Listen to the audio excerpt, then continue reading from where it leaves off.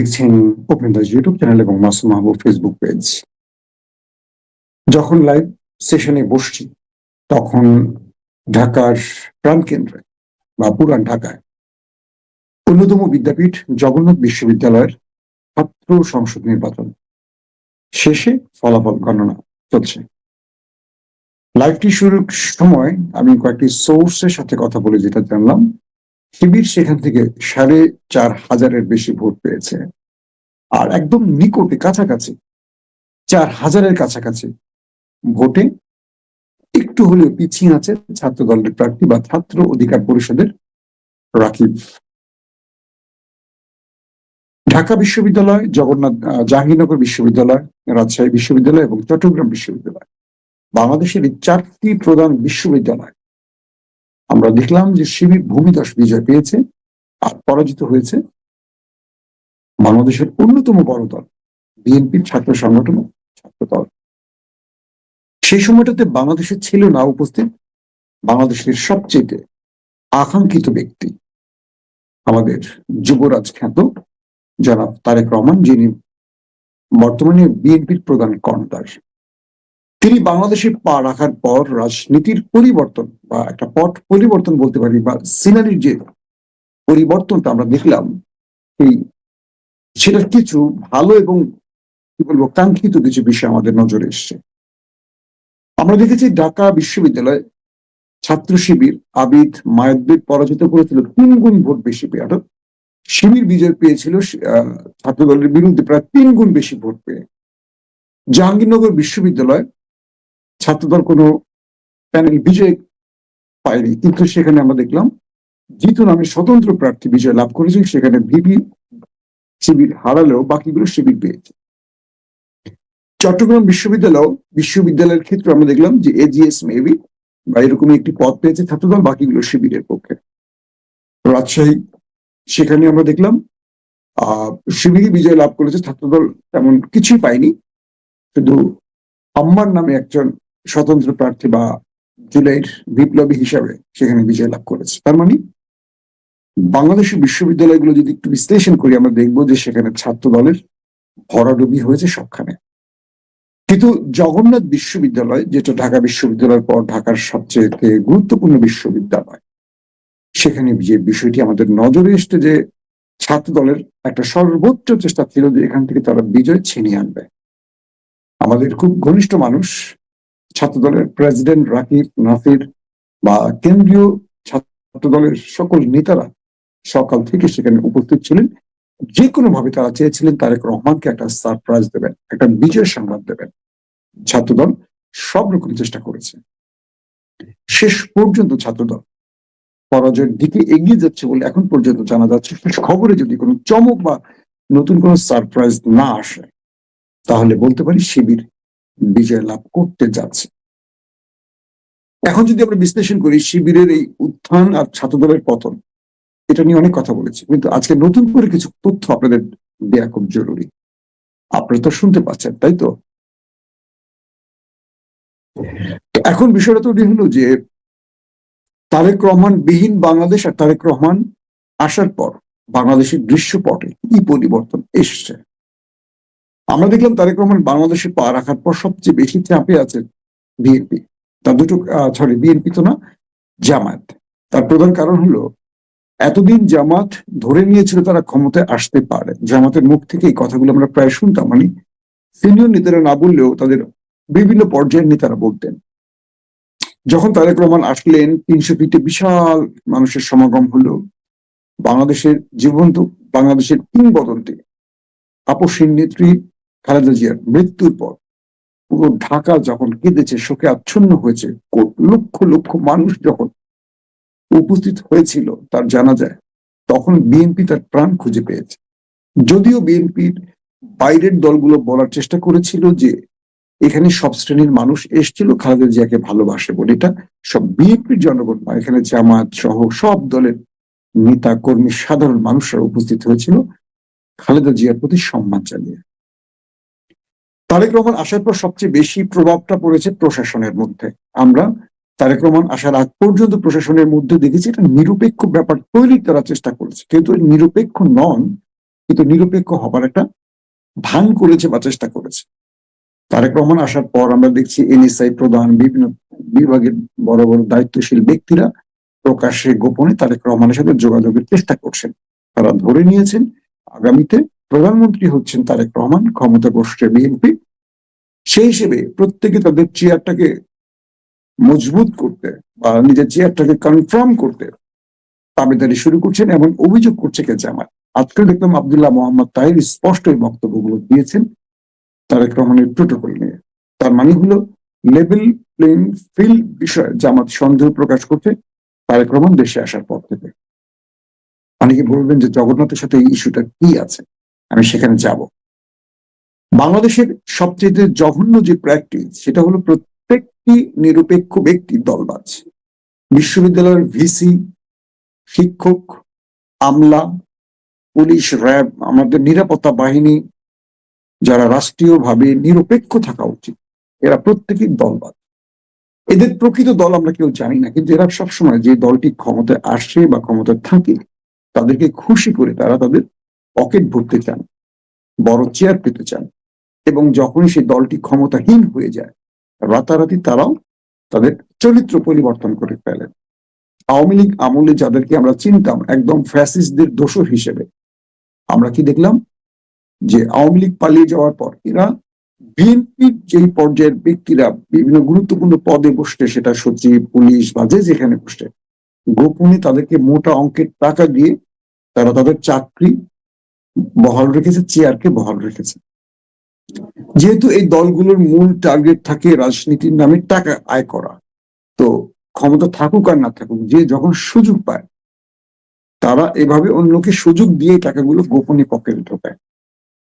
Professor ইউনূসের এই 16 মাসের সরকারে বলা যায় শেখ হাসিনার চেয়ে বেশি দুর্নীতি হয়েছে কেবল এই তদবির বাণিজ্যের ক্ষেত্রে।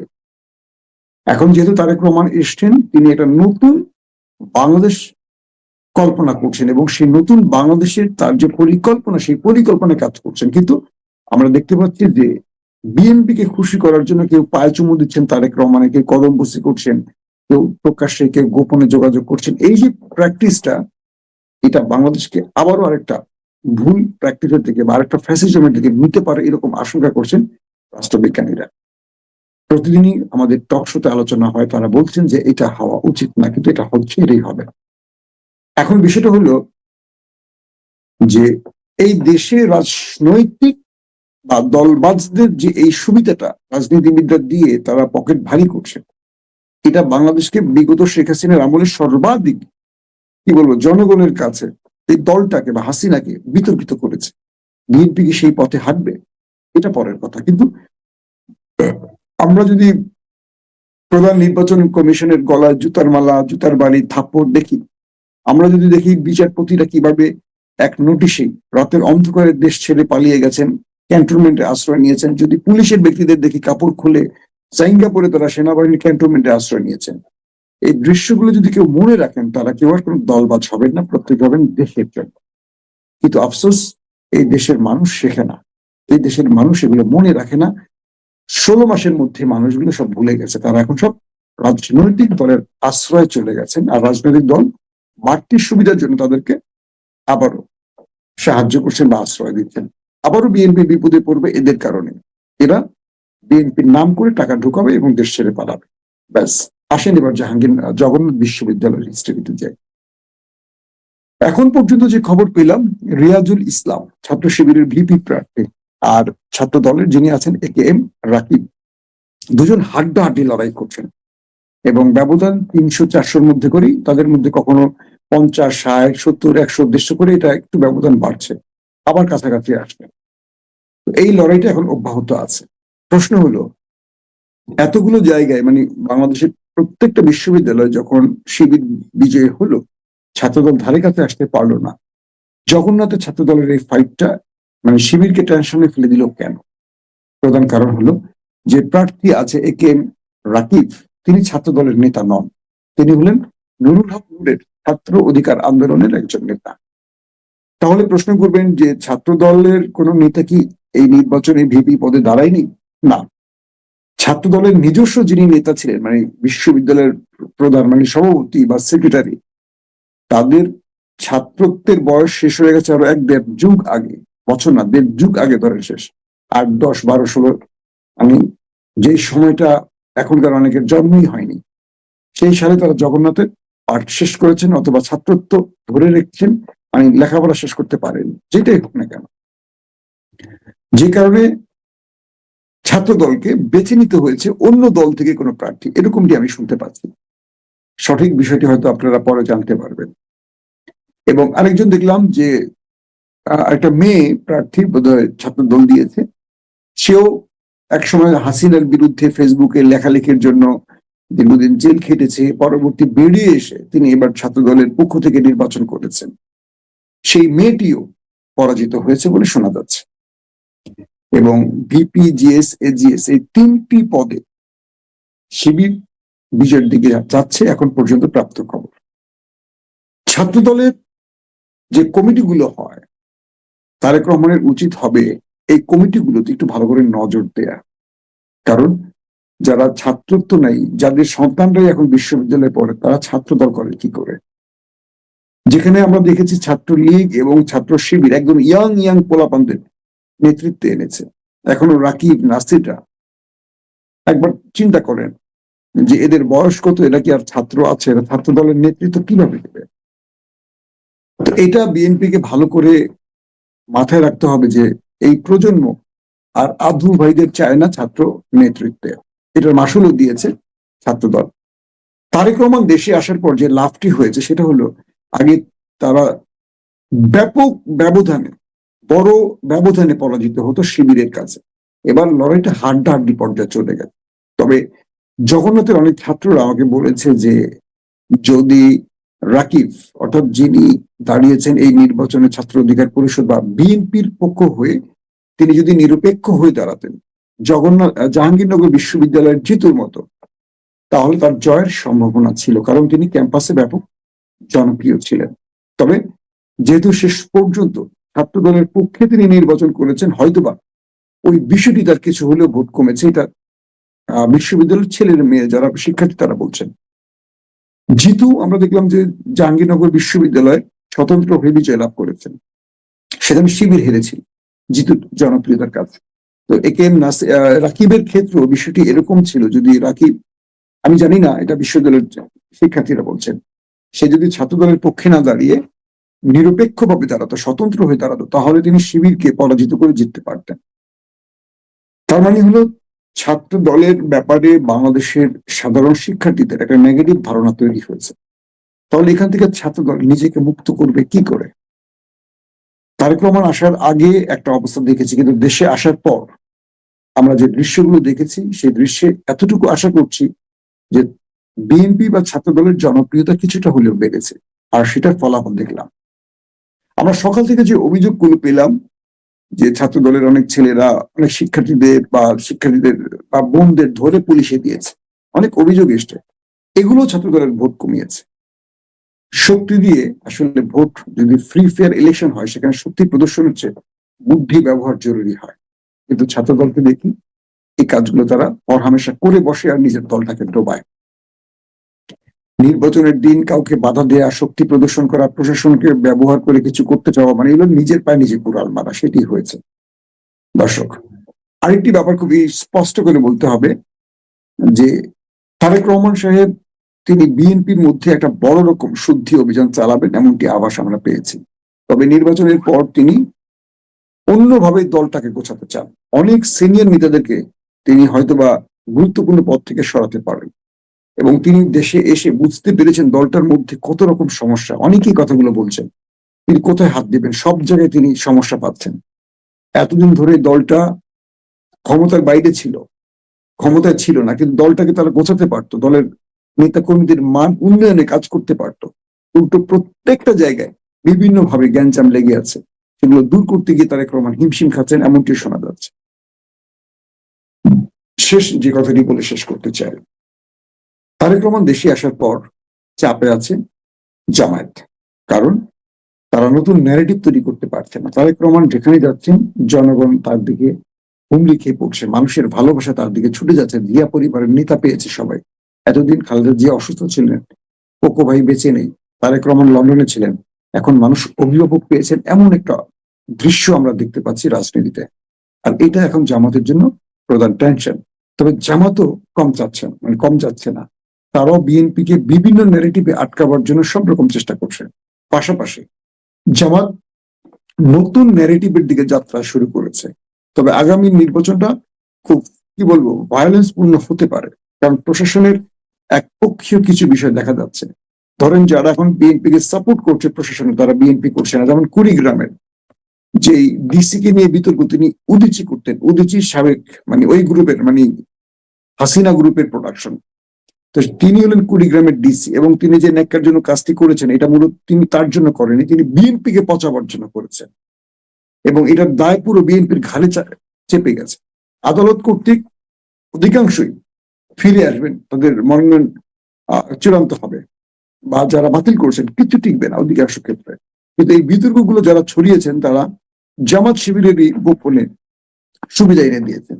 বিএনপি কে বলবো, এইসব হাইব্রিডদেরকে আপনারা গুরুত্ব দেবেন না, তাদের ব্যাপারে সতর্ক হন। কারণ ভোটের মাঠে কিছু কৌশল দলকে উপকৃত করে, কিছু কৌশল দলকে ক্ষতিগ্রস্ত করে।